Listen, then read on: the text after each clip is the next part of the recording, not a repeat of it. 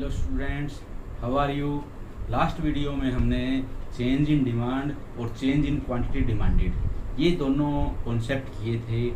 Change in demand क्या है?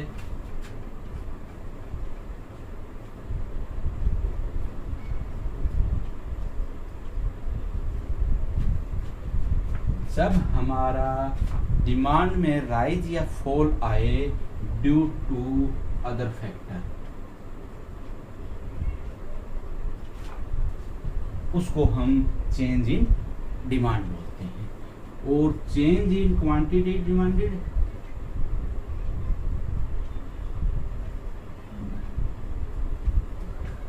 जब हमारा डिमांड में चेंज आए, राइज या फॉल करे ड्यू टू प्राइस, तो उसको हम चेंज इन क्वांटिटी डिमांडेड बोलते हैं। चेंज इन डिमांड में क्या है कि हमारा डीडी शिफ्ट होता है राइटवर्ड या इनवर्ड, इसको हम शिफ्ट इन डिमांड कर्व भी बोलते हैं। और चेंज इन क्वांटिटी डिमांडेड में हमारा प्राइस चेंज होने से सेम डिमांड कर्व पर हमारा नीचे या ऊपर की साइड हमारा चेंज होता है, अपवर्ड या डाउनवर्ड, इन दोनों से।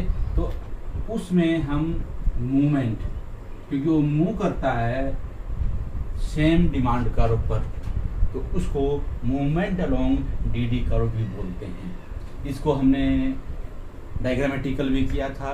तो अगर हमें ये चीज़ क्लियर है तो हम डायग्राम इजीली बना सकते हैं और उस डायग्राम को इजीली एक्सप्लेन भी कर सकते हैं।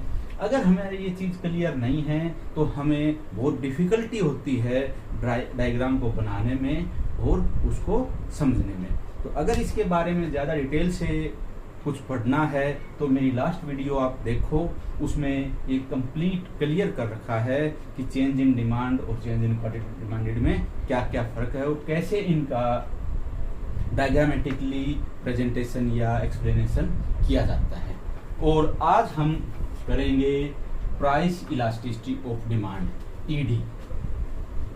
इलास्टिसिटी ऑफ डिमांड अगर हम बोलते हैं तो वो प्राइस इलास्टिसिटी ही होता है। अगर इलास्टिसिटी ऑफ डिमांड बोलते हैं तो भी वही चीज़ है, और प्राइस इलास्टिसिटी ऑफ डिमांड बोलते हैं तो भी वही चीज़ है।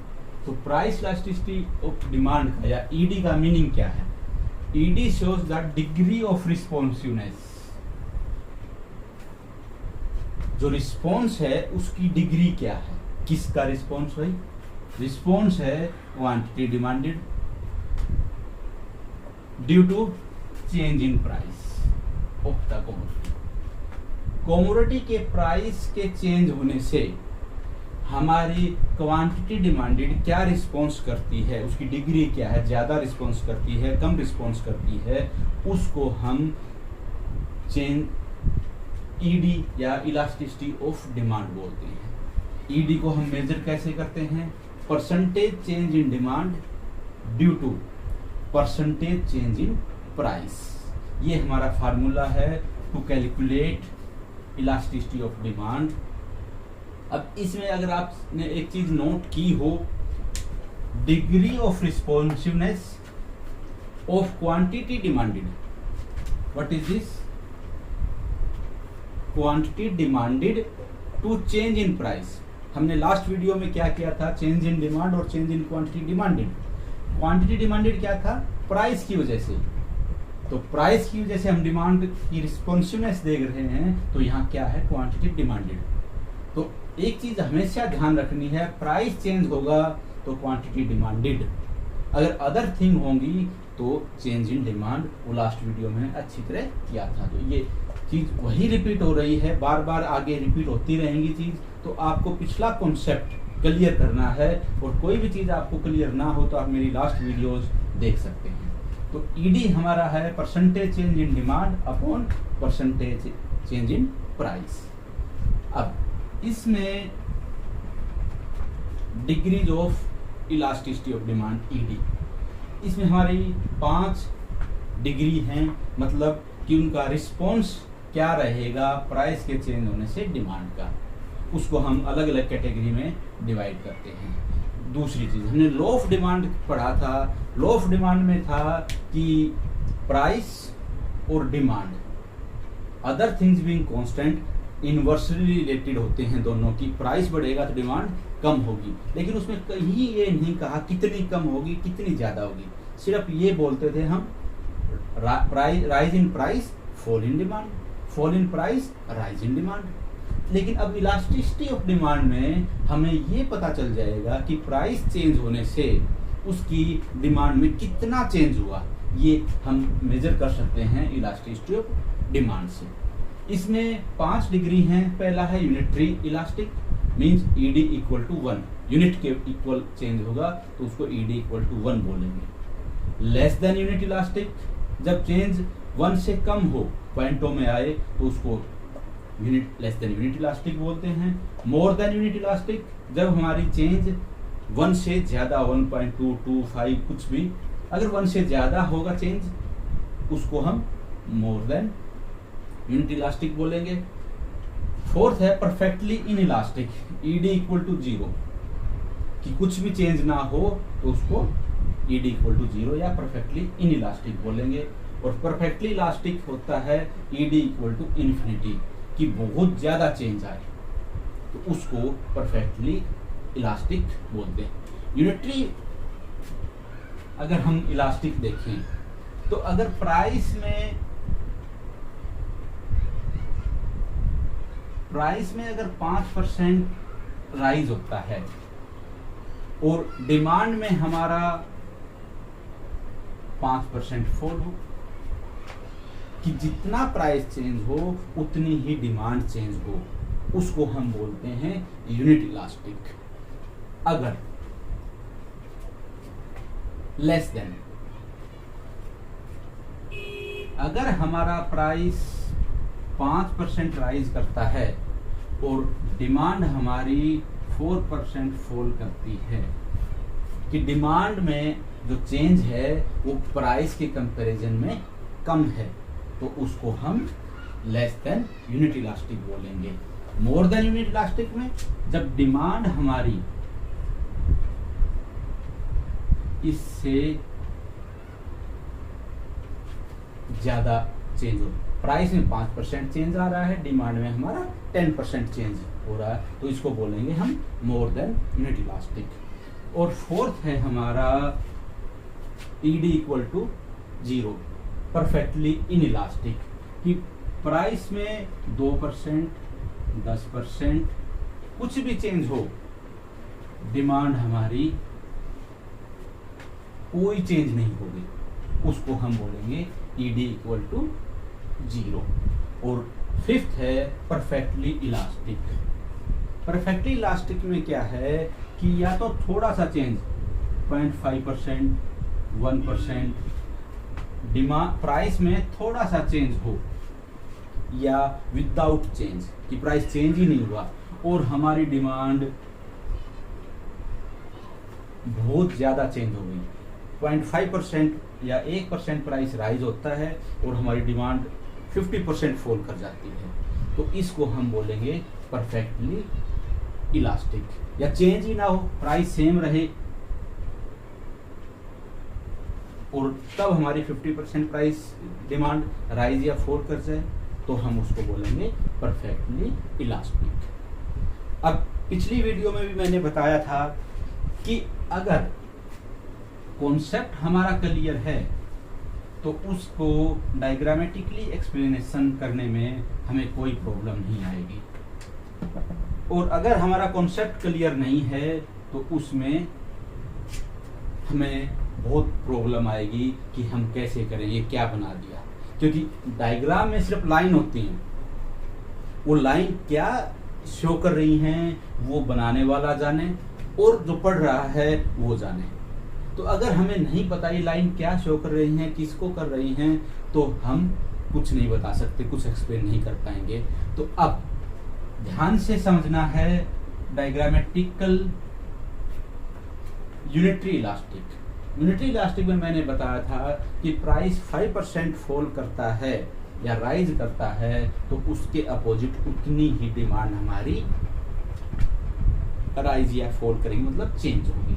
अब इसमें अगर हम देखो कोई भी प्राइस और क्वांटिटी, ये हमारा प्राइस, ये हमारी क्वांटिटी। अब हमने यूनिट इलास्टिसिटी दिखानी है, मतलब जितना प्राइस में चेंज उतना ही डिमांड में। तो हम मेजर करेंगे, ये प्राइस राइज हो रहा है तो डिमांड हमारी क्या होगी, फॉल। प्राइस P से P1 और क्वांटिटी Q से Q1। तो अगर हम इसको, और अब जो हमारा DD बनेगा, ये DD ED equal to 1 unitary elastic होगा। तो हमारा कॉन्सेप्ट क्लियर है कि दोनों में इक्वल चेंज, तो हमने प्राइस में इक्वल बढ़ा दिया, क्वांटिटी में इक्वल कम कर दी। तो जो अब इन पॉइंटों को जोड़कर हमने DD बनाया है, ये ED इक्वल टू 1 शो करेगा। अब हम देखते हैं more less than unit elastic. Less than में क्या बताया था मैंने कि प्राइस में ज्यादा चेंज हो और क्वांटिटी में कम। तो हम कोई भी एक क्यू, इस प्राइस पर ये क्वांटिटी डिमांड कर रहे हैं। अब कॉन्सेप्ट क्लियर, लेस देन 1 कि प्राइस में ज्यादा चेंज हो और हमारी डिमांड में कम। तो प्राइस में ज्यादा चेंज, ये इतना कर दिया P1, इतना चेंज, और क्वांटिटी में सिर्फ थोड़ा सा उससे कम। तो अगर हम अब इन पॉइंटों को ड्रॉ करेंगे तो जो ये हमारा अब DD बनेगा, ये बनेगा ED less than 1, less than unit elastic, कि प्राइस में बहुत ज्यादा चेंज आया और डिमांड में बहुत कम, तो लेस देन 1। इसके बाद हमारे पास आता है मोर than unit elastic. More than क्या होगा, इसका अपोजिट।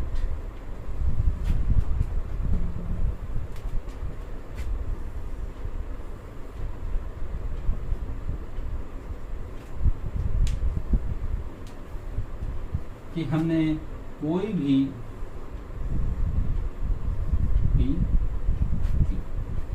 मोर देन क्या शो करता है कि प्राइस में थोड़ा चेंज और क्वांटिटी में ज्यादा चेंज। तो प्राइस में हम, चलो इसमें अगर हम कम करके देखते हैं, ये कर दिया P1, प्राइस कम हुआ, क्वांटिटी ज्यादा बढ़ गई। तो अब इसको, तो ये हमारा DD है, ये क्या होगा,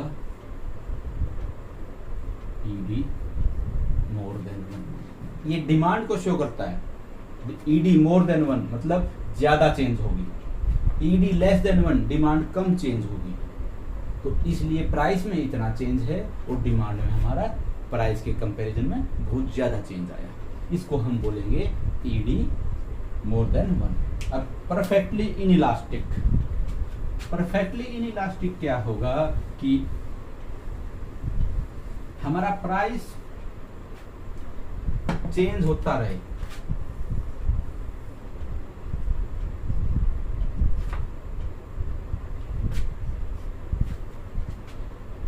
प्राइस कुछ पहले हमारा हम बढ़ाते हैं कि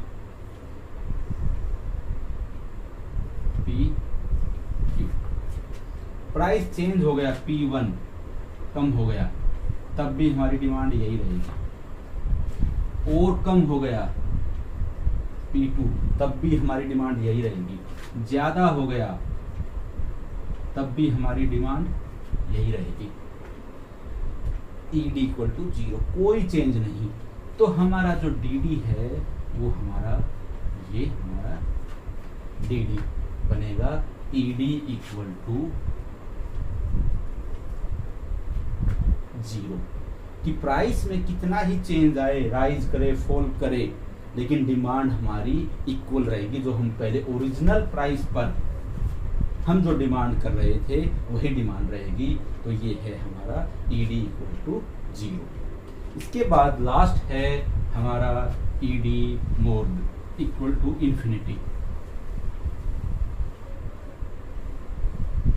इन्फिनिटी कब होगा?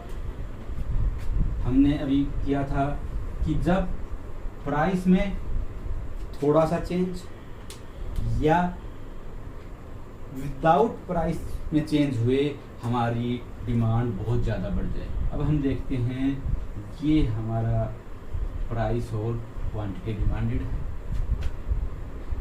प्राइस सेम रहे उस पर हमारी डिमांड ये हो गई Q1 और भी हमारी डिमांड Q2, डिमांड Q3।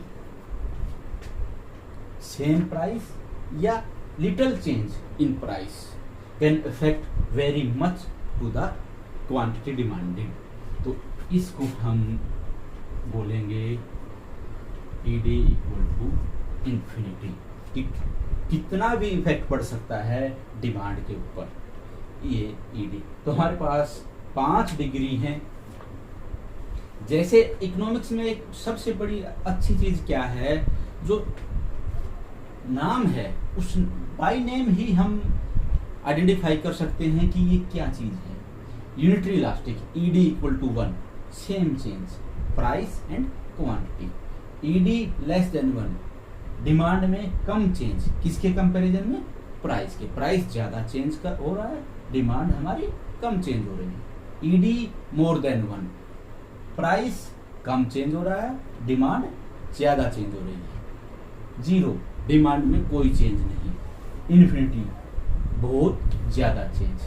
अब हमने आज किया है प्राइस इलास्टिसिटी ऑफ डिमांड या इलास्टिसिटी ऑफ डिमांड, उसकी डिग्रीज कैसे कैलकुलेट करते हैं और उसको कैसे डायग्रामेटिकली एक्सप्लेन करते हैं। नेक्स्ट वीडियो में हम ईडी का जो फार्मूला क्या है, percentage change in demand upon percentage change in price, इस फार्मूले बेस्ड पर हम क्वेश्चंस करेंगे कि इलास्टिसिटी हम कैसे मेजर कर सकते हैं।